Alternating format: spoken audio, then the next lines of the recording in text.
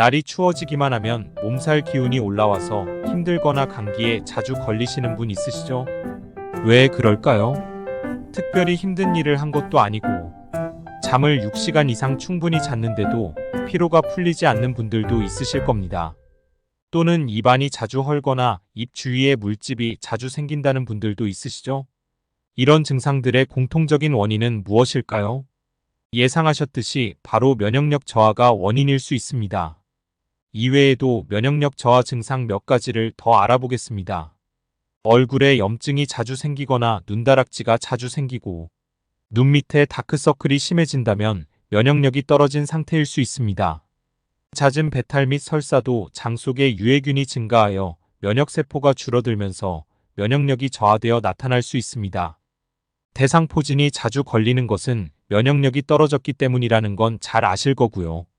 이처럼 면역력이 깨지면 몸 곳곳에 이상이 생기니 면역력을 올리기 위해서는 평소에 많은 노력도 필요하고 건강한 습관을 들이는 게 중요합니다.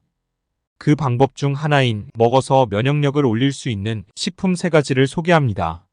오늘은 그 첫 번째 시간으로 10년 전 TV조선에서 인기리에 방영되었던 살림 9단의 만물상에서 소개하는 면역 항암의 1인자 꽃송이 버섯이 오늘 영상의 주인공입니다. 실제로 베타글루칸 함량이 풍부한 꽃송이 버섯을 한 달 동안 꾸준히 먹었더니 피곤함도 사라지고 감기도 안 걸린다는 분이 있습니다. 영상 끝까지 보신 후 발효현미버섯 만드는 법을 배워서 꾸준히 드셔보시길 권장합니다. 책 제목 살림 9단의 만물상, 지은이 TV조선 살림 9단의 만물상 제작팀, 출판사 비타북스. 이 버섯은 여름에서 가을까지 소나무, 잣나무 등 송진이 나오는 침엽수의 그루터기나 죽은 나무의 언저리에서 자생하는 송이버섯의 한 종류로 꽃처럼 생겨서 꽃송이버섯이라고 불립니다. 이제는 재배가 가능해졌는데도 말린 꽃송이버섯은 인터넷 쇼핑몰에서 1kg에 50만 원 이상의 가격에 팔릴 정도로 여전히 귀하고 비싼 편입니다. 버섯은 항암 효과에 대한 지표 물질인 베타글루칸을 함유하고 있어 대표적인 항암식품으로 꼽힌다고 합니다. 보통 송이버섯은 100g당 11.6g의 베타글루칸을 함유하는데 꽃송이버섯은 100g당 43.6g이나 되는 베타글루칸을 함유한다고 하니 송이버섯보다 4배 가까이 많네요. 베타글루칸은 면역세포에 직접 영향을 끼쳐서 세포를 활성화시키는 성분으로 세포질 안에 들어있기 때문에 그냥 요리하면 전혀 우러나지 않는다고 합니다. 따라서 버섯을 가능한 한 잘게 부숴 가루로 만들어 차로 마시거나 요리에 넣어야 합니다. 말린 꽃송이버섯은 차로 우려내 마시고 차를 우리고 남은 꽃송이버섯은 된장찌개나 잡채 등에 일반 버섯처럼 넣어 요리하면 좋습니다. 베타글루칸을 섭취하는 가장 좋은 방법은 버섯을 발효시켜서 먹는 것입니다. 그럼 지금부터 발효현미버섯 만드는 법을 알려드릴 테니 영상 끝나면 도전해 보시길 바랍니다. 면역력 의제왕 발효현미버섯 1. 볼에 미강과 꽃송이 버섯가루를 넣고 우유를 붓고 섞는다. 미강은 쌀을 찌을 때 나오는 가장 고운 속겨입니다. 이때 세게 누르지 말고 살살 버무리며 섞어야 합니다. 이 잘 섞은 가루를 찜기시루에 넣고 1시간 정도 찐다. 이때도 발효 전 잡균을 없애기 위해 꼭 쪄야 합니다. 3. 찐 가루를 찜기에서 꺼내 유산균 발효유와 생수를 넣고 버무린다. 4. 버무린 반죽을 김치통에 넣고 이틀 동안 40도씨에서 발효시킨다. 이때 전기장판을 깔고 온도를 맞춰주면 편리합니다. 48시간이 지나면 표면에 하얀 효모가 생기는데 이것은 드시지 마시고 싹 걷어서 무좀 등의 피부 질환 치료에 활용하면 좋다고 합니다. 5. 덩어리를 적당히 떼어 종이 위에 널어놓고 단단해질 때까지 선풍기로 말린다. 이때 바싹 말린 덩어리를 절구에 빻아 체에 치면 입자가 고운 발효현미 버섯가루를 만들 수 있습니다. 면역 증강 작용을 하는 베타글루칸은 점성이 강해서 식후에 먹으면 식이섬유에 달라붙어서 몸 밖으로 그냥 빠져나오기 때문에 발효현미버섯은 꼭 공복에 먹어야 합니다. 식전에 발효현미버섯 한 숟가락을 먹고 식사량을 조금 줄이면 다이어트 효과를 볼 수 있습니다. 삼겹살을 발효현미버섯에 찍어 먹으면 소화가 잘 되고 느끼하지 않아서 고기를 좋아하지 않는 사람이나 돼지고기를 먹으면 탈이 나는 사람에게 좋다고 합니다. 다음 시간에는 면역력 키우는 3대 제왕 두 번째 시간으로 면역력 성분 사포닌에 보고 홍삼 만드는 법과 홍삼액 만드는 법을 알려드리겠습니다. 먹어서 면역력을 올릴 수 있는 식품 3가지를 소개하고 있습니다. 오늘은 지난 시간에 이어 그 두 번째 시간으로 10년 전 TV조선에서 인기리에 방영되었던 산림구단의 만물상에서 소개하는 면역력 성분 사포닌에 보고 홍삼이 오늘 영상의 주인공입니다. 밥솥을 이용해 홍삼 만드는 방법과 당뇨에 좋은 홍삼액을 만들어 보겠으니 영상 끝까지 보신 후 몸에 좋은 홍삼 만드는 법을 배워서 꾸준히 드셔보시길 권장합니다. 책 제목 산림구단의 만물상, 지은이 TV조선 산림구단의 만물상 제작팀, 출판사 비타북스. 홍삼은 이름 그대로 붉은 삼이라는 뜻으로 수삼을 수증기로 쪄서 말린 것입니다. 수삼은 땅에서 캔에 말리지 않는 상태의 생삼을 말하는데 수삼을 씻어서 말린 것이 건삼, 수삼을 뜨거운 물에 잠시 담갔다가 건져서 말린 수출용 삼은 태극삼, 홍삼보다 오랜 시간 쪄서 말린 것이 흑삼입니다. 우리가 알고 있는 인삼은 방금 설명드린 수삼, 건삼, 태극삼, 홍삼, 흑삼을 통틀어 부르는 말이라고 하네요. 홍삼의 역사는 고려시대로 거슬러 올라갑니다. 1123년 고려 인종 때 송나라 사신이 개성을 방문하고 돌아가서 쓴 고려도경이라는 책에 고려에는 인삼을 한번 쪄서 숙삼을 만든다 는 기록이 남아있다고 합니다.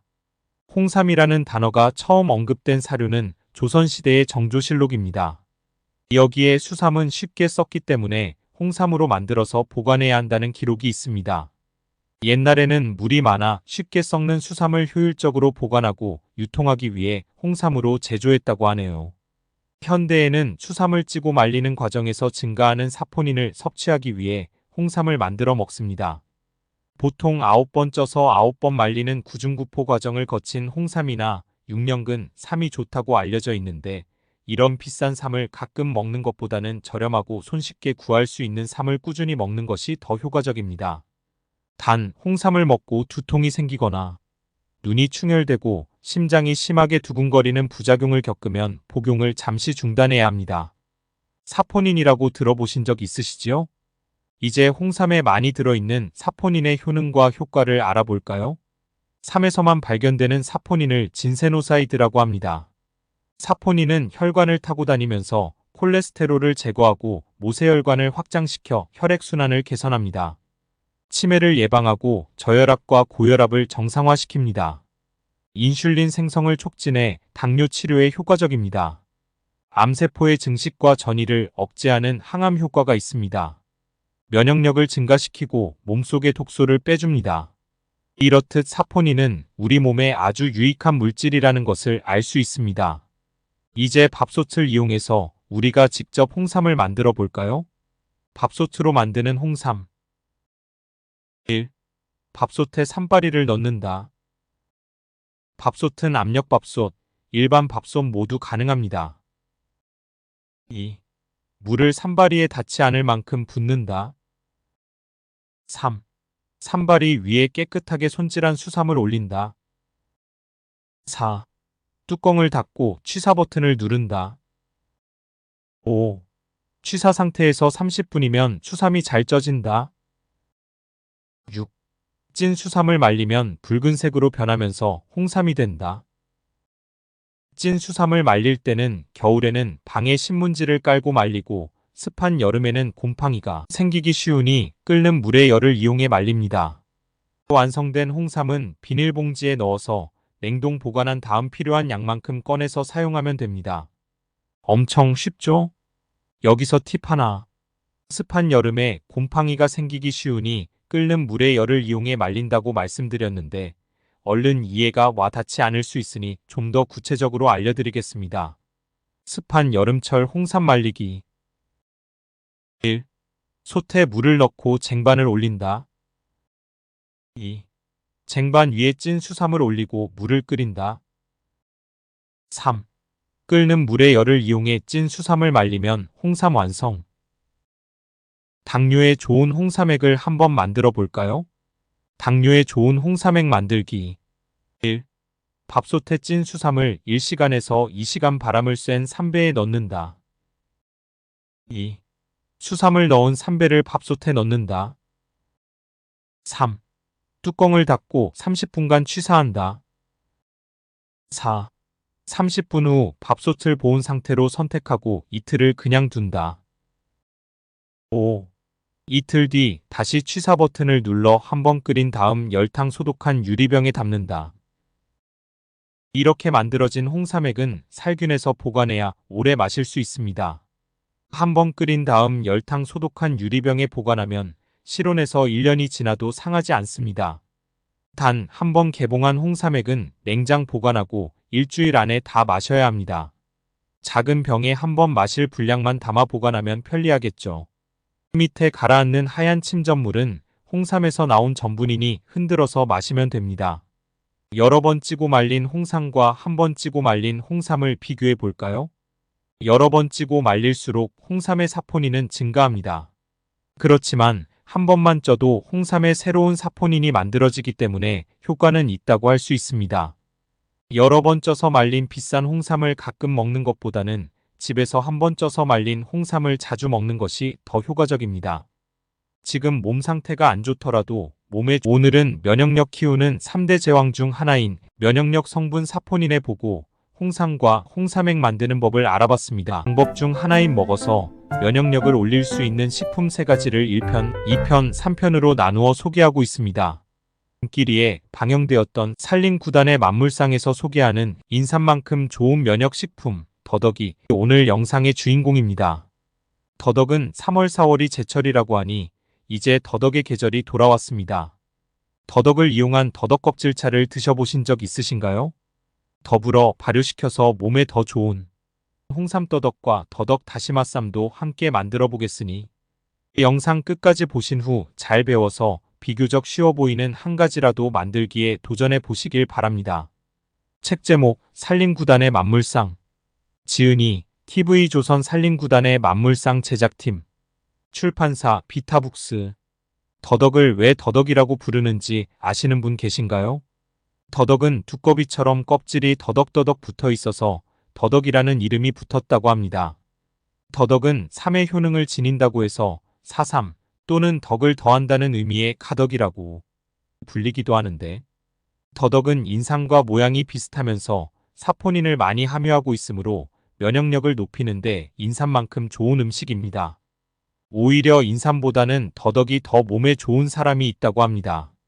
그런 분들은 몸에 열이 많이 나는 사람들인데요. 더덕은 음을 보호하는 보험 작용을 하고 인삼은 기를 보호하는 보기 작용을 하기 때문에 열이 많은 사람은 더덕을 먹는 것이 더 좋다고 합니다. 참고로 더덕과 산삼의 구별은 잔뿌리가 비교적 많은 것이 산삼이고 잔뿌리가 없는 것이 더덕이라고 합니다. 더덕은 겨울을 나기 위해 여름의 성장을 멈추고 쓰고 아린 맛을 내뱉기 때문에 보통 가을과 봄에 많은 당분을 함유합니다. 더덕은 생으로 먹거나 타려서 또는 말려서 차로 마시는데요. 더덕을 발효시키면 홍삼처럼 사포닌 함량을 늘릴 수 있다는 것 알고 계신가요? 사포닌의 효능에 대해서는 지난 시간 영상인 면역력 키우는 3대 제왕 2편 면역력 성분 사포닌에 보고 땡땡에서 자세히 설명드렸습니다. 그래서 더덕을 발효시켜 사포닌 함량을 늘려서 드시면 더욱 더 건강하게 드실 수 있을 것입니다. 영상 뒷부분에서 다시 더덕을 발효시킨 홍삼더덕 만드는 법을 소개하겠습니다. 산더덕은 나이가 많을수록 좋지만 식감은 손가락 굵기만 한 5년에서 6년 산이 가장 좋다고 합니다. 재배하는 밭더덕은 울퉁불퉁하지 않고 길게 쪽 뻗은 모양이지만 바위 틈이나 돌부리에서 자라는 산더덕은 굴곡이 있고 모양이나 크기가 일정하지 않습니다. 국산 더덕과 수입산 더덕의 차이점을 아신가요? 밭더덕 중에서도 국내산은 흙이 많이 묻어 있고 단단하지만 수입산은 흙이 거의 없고 말랑말랑하면서 자세히 보면 곰팡이가 피어 있다고 합니다. 밭더덕 고르실 때 참고하시고요. 더덕 껍질차를 만들기 전에 먼저 더덕 껍질의 효능을 알아볼까요? 첫째, 더덕 껍질에는 항산화 작용을 하는 폴리페놀류와 비타민 C가 풍부하게 함유되어 있어 자유 라디칼로부터 세포를 보호하고 노화를 방지할 수 있습니다.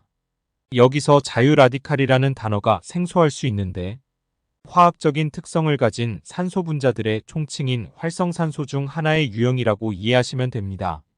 어쨌든 더덕 껍질은 세포를 보호하고 노화를 방지한다고 기억하시면 좋을 듯합니다. 둘째, 더덕 껍질에는 혈액순환을 촉진시키는 효과가 있어 혈관 건강을 촉진할 수 있습니다. A는 혈액의 유동성을 개선하고 혈액 내 산소와 영양분의 공급을 원활하게 합니다. 셋째, 더덕 껍질에는 소화를 돕는 섬유질이 풍부하게 함유되어 있어 소화를 개선하고 변비 예방에 도움을 줄 수 있습니다. 그러면 지금부터 더덕 껍질차를 만들기 위해 더덕을 쉽게 손질하는 법을 알아보겠습니다. 더덕 쉽게 손질하기. 얼려서 손질하기. 1. 더덕을 깨끗이 씻어 냉동실에 얼린다. 2. 얼린 더덕을 물에 담근다. 3. 더덕이 어느 정도 녹으면 비틀어서 껍질을 벗긴다. 데쳐서 손질하기. 1. 깨끗이 씻은 더덕을 뜨거운 물에 데친다. 2.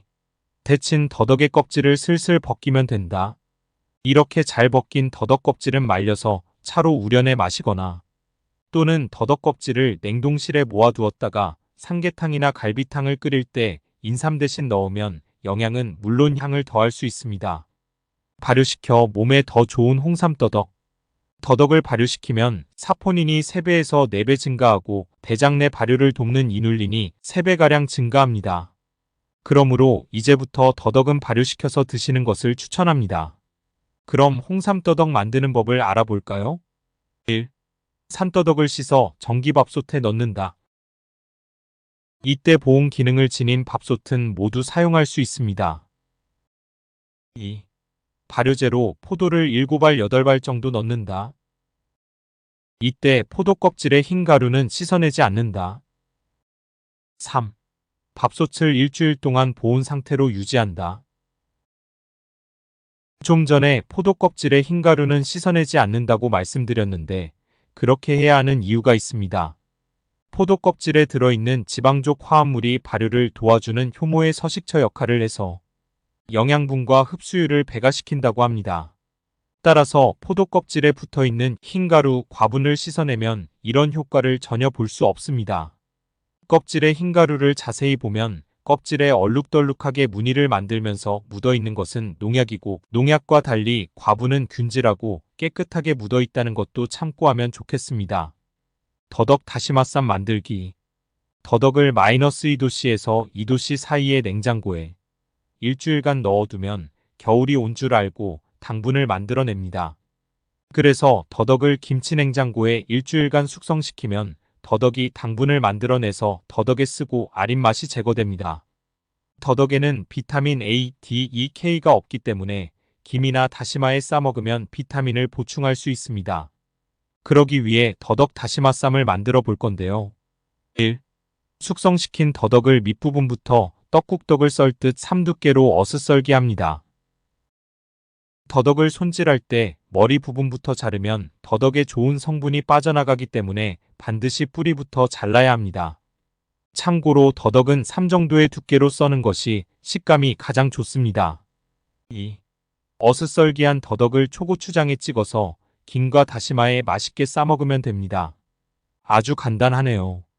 지금 몸 상태가 안 좋더라도 몸에 좋은 음식을 드시고 충분한 휴식을 취하면서 몸에 맞는 적절한 운동을 병행하시면 우리 몸은 정상적인 상태로 돌아올 것입니다. 오늘은 면역력 키우는 3대 제왕 3편으로 인삼만큼 좋은 면역식품인 더덕을 이용하여 더덕 껍질차 만드는 법과 발효시켜서 더 좋은 성분을 만드는 홍삼더덕 만드는 법을 알아봤습니다. 오늘 3편을 마지막으로 산림구단 만물상에서 제안하는 면역력 키우는 3대 제왕 시리즈를 마칩니다. 평상시 꾸준히 드셔서 면역력 강화에 도움되시길 바랍니다.